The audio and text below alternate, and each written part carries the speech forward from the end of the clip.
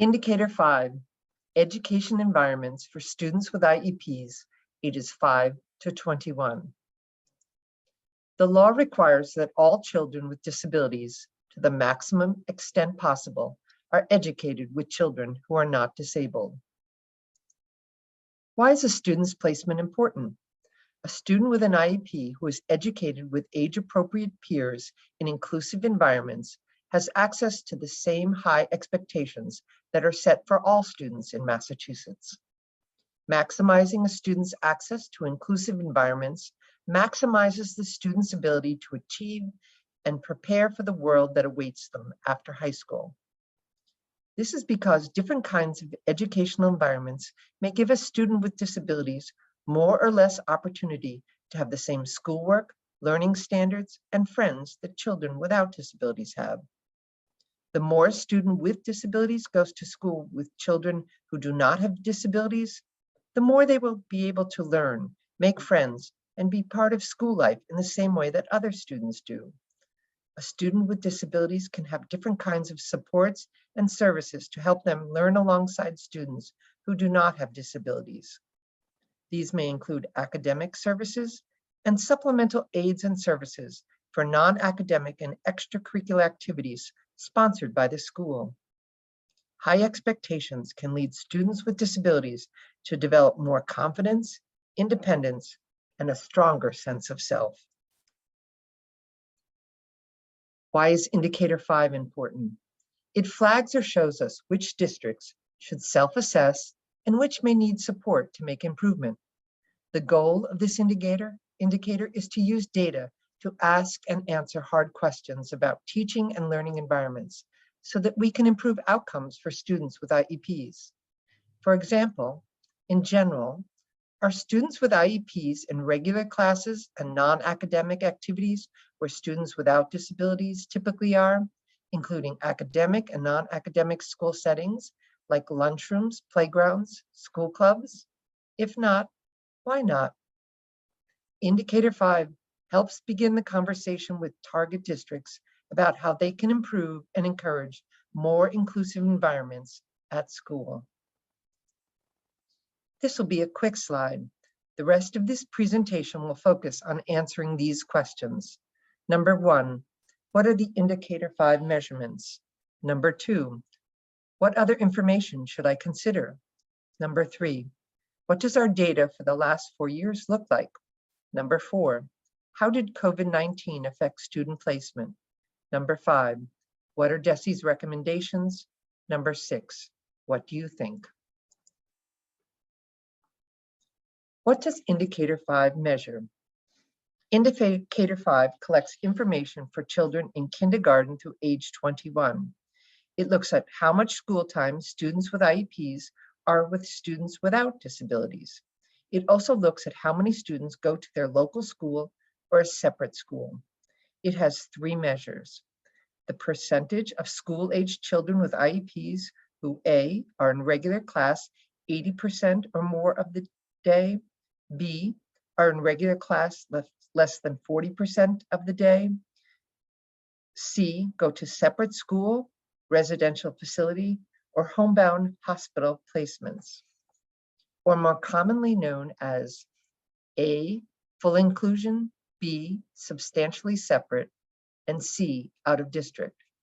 Partial inclusion is not an explicit measure in the SPP APR, but is publicly reported on the website of the Department of Elementary and Secondary Education. Nationally, Massachusetts is a high-performing state for Indicator 5. So we know that a lot of schools, districts, and teams are making placement decisions well for individual students. We do want to continue those good practices. We also want to avoid undermining any strong practices. For example, in general, as a state, we want to increase the percent of students in full inclusion and decrease the percent of students in substantially separate and out-of-district placements. However, as you know, for some students, based on disability-related needs, a separate setting is most appropriate. A separate setting can be the individual student's least restricted environments.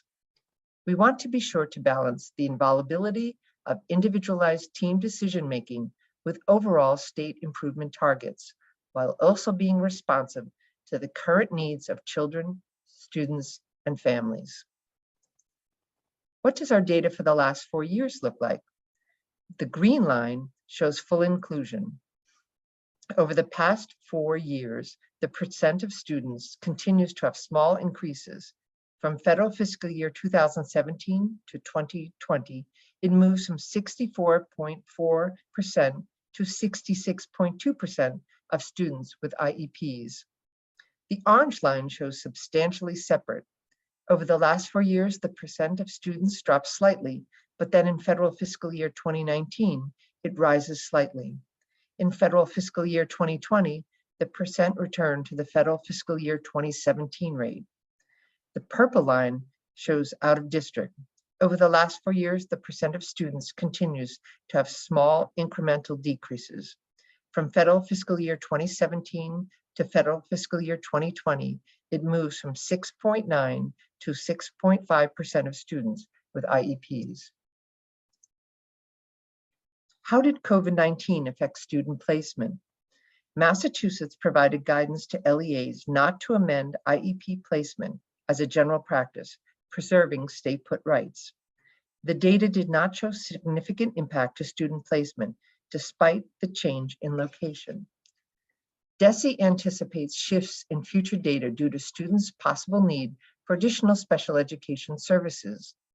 As IEP teams address new areas of disability-related need, new IEP services determined by IEP teams may necessitate further placement changes.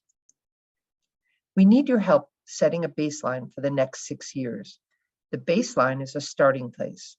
It is used to compare new data and measure progress in future years.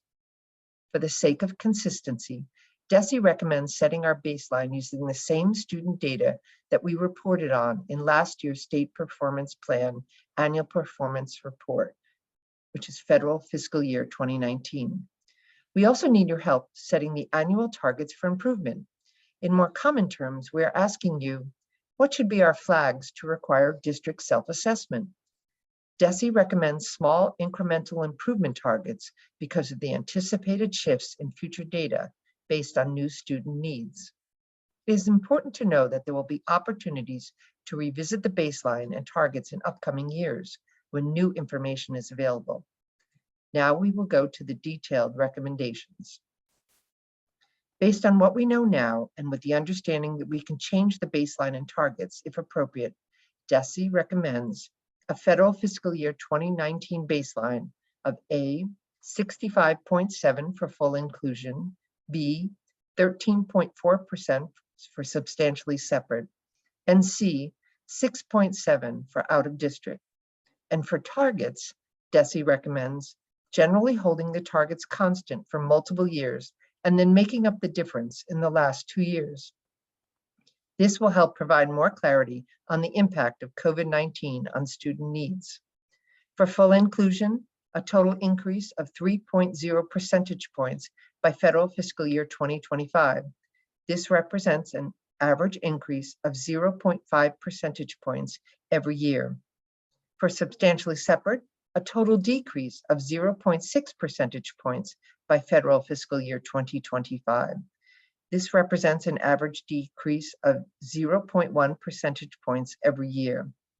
For out of district, a total decrease of 0.6 percentage points by federal fiscal year 2025. This also represents an average decrease of 0.1 percentage points every year. Some of our questions are, is setting the target rates at a high level in the best interest of students and their families? Or will it make the schools focus more on reaching the goal than on making effective placements? If the target rates go up slowly, is that enough to motivate schools and districts to improve? What levels of improvement are balanced enough to get the best results? Which ones are ambitious, achievable, and beneficial to students and families? Might there be additional analysis that is important, even if it is not required to report in the APR? For example, equity. For that reason, we are asking you, Do you agree that it would be better to select the baseline from a more normal year, such as federal fiscal year 2019? Or do you think it would be better to use the most recent year, federal fiscal year 2020? Do you agree that the recommended targets are in the best interest of students and families, as well as achievable? If not, do you think they should be less ambitious or more ambitious? And 3, do you have recommendations for additional indicator 5 data analysis? If so, what are your recommendations?